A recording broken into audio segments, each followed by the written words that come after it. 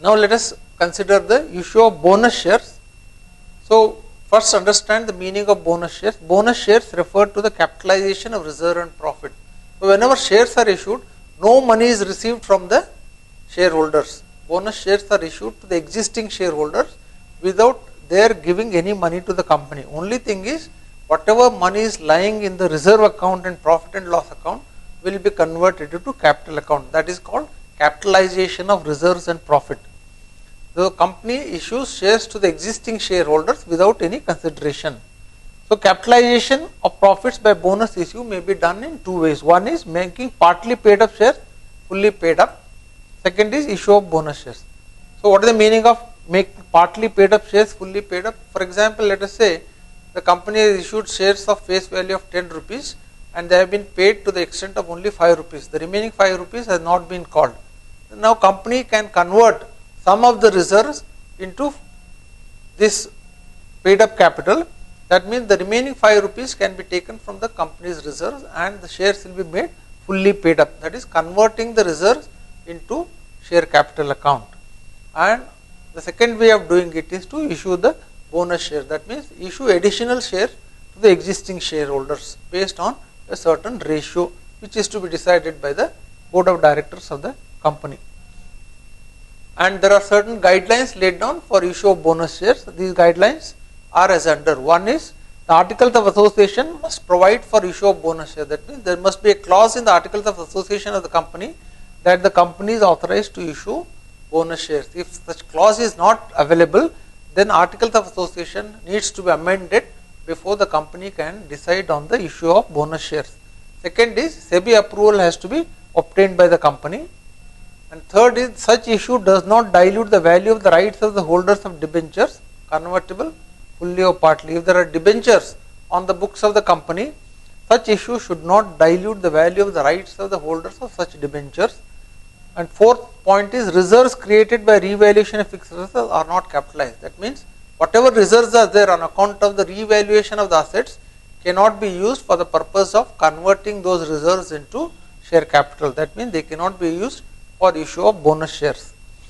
And fifth most important condition is the company must not have defaulted in payment of interest principal in respect of fixed deposits and interest on existing debentures or principal on redemption thereof. That means there must not be any default by the company in respect of payment of fixed deposits, either interest or principal on maturity, or in servicing the debentures either in respect of interest or redemption of the principal at the time of redemption.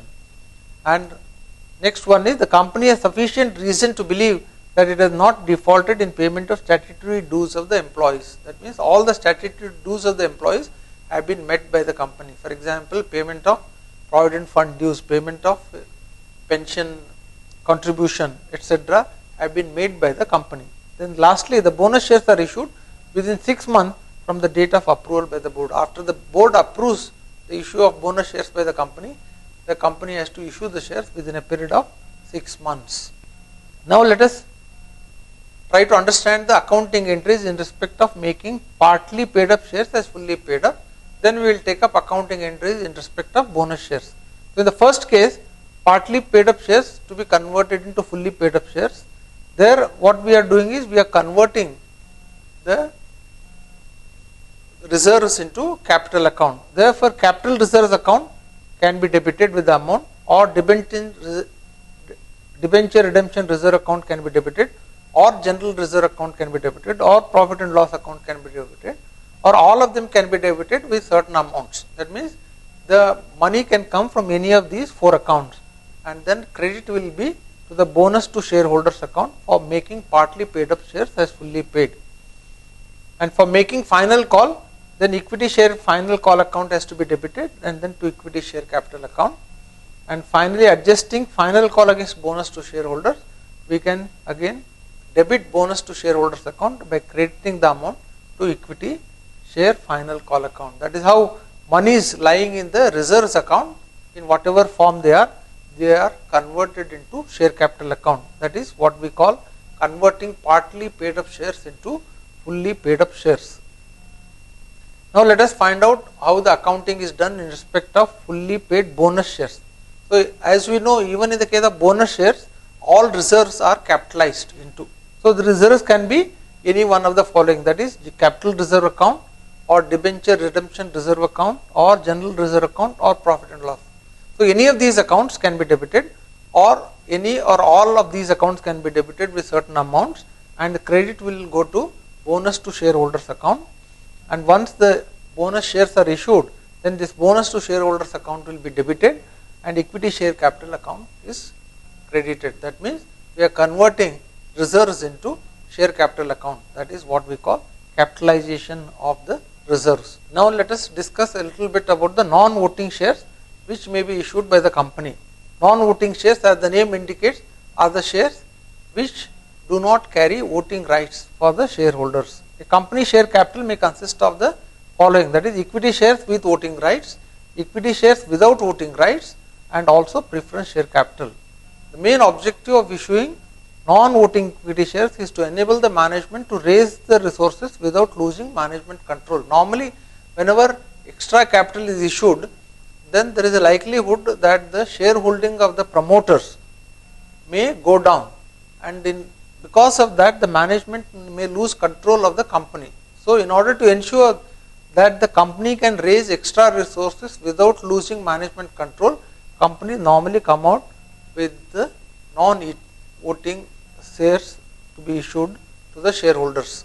So there are certain conditions laid down before such shares can be issued, and some of these conditions are as under. One is authorized by the Articles of Association. That means the issue of non-voting shares must be authorized in the Articles of Association of the company.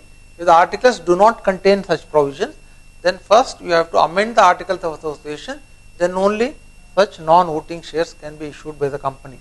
Second is the approval has to be obtained by the shareholders by passing a special resolution at a general meeting. That means this approval has to come on the basis of a special resolution, not an ordinary resolution, and it has to be passed in a general meeting of the company.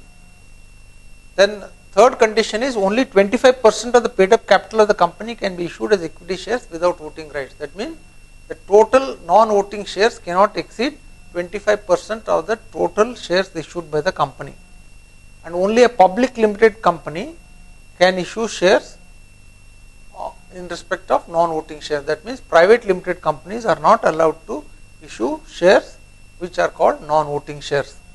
Then conversion of shares with voting rights into shares without voting rights is not permitted. If you have already issued voting shares, then these cannot be converted with non-voting shares.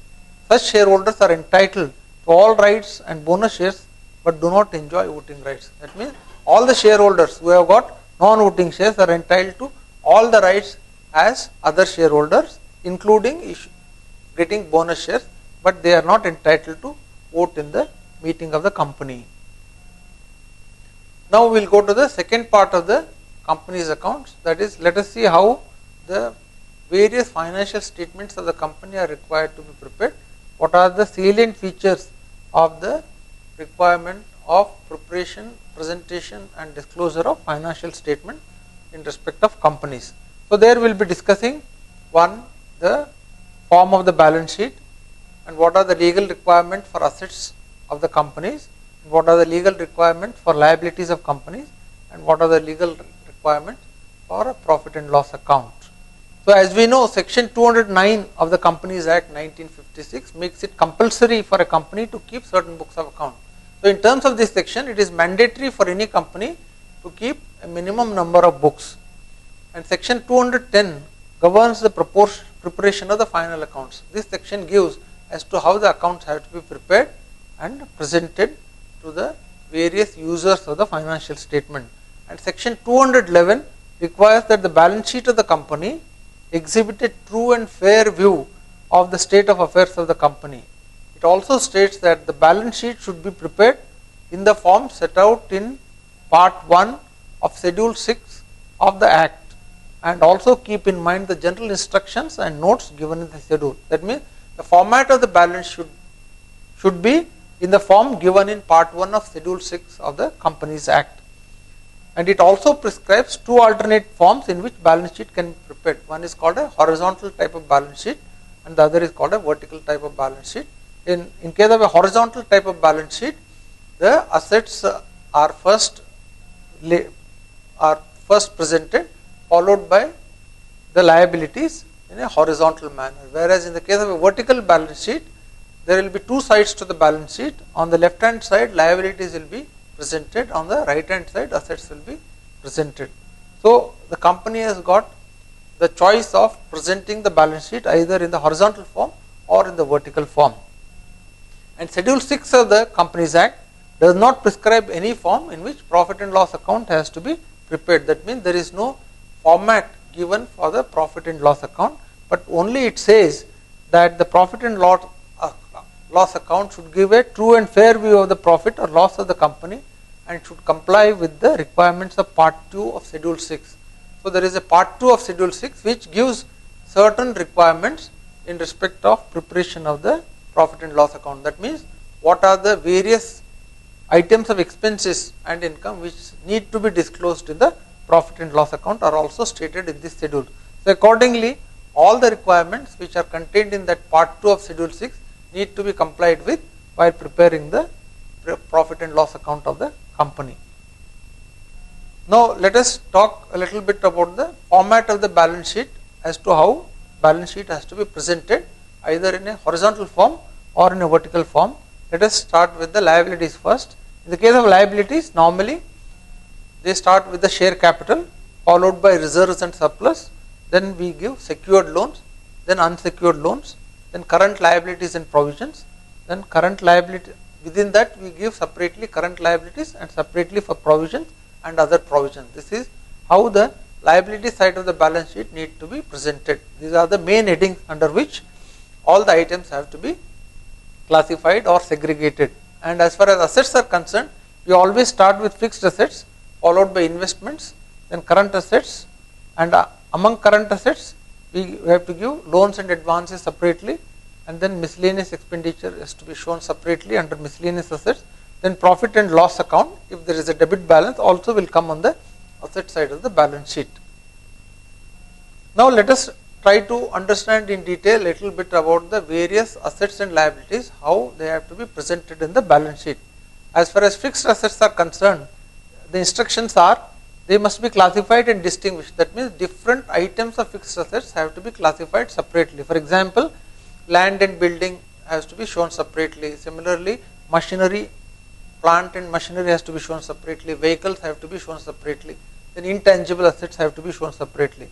So under each head, again, they need other details such as the original cost and what are the additions to that class of fixed assets during the year, what are the deductions during the year in respect of that class of assets, what is the depreciation written off or provided up to the end of the year must be separately shown. That means what is the total depreciation written off up to that year and what is the depreciation for that current year also should be shown in respect of each class of fixed assets. So all this information has to be contained in the balance sheet. Therefore, normally such information is made available by the companies in the form of schedules attached to the balance sheet.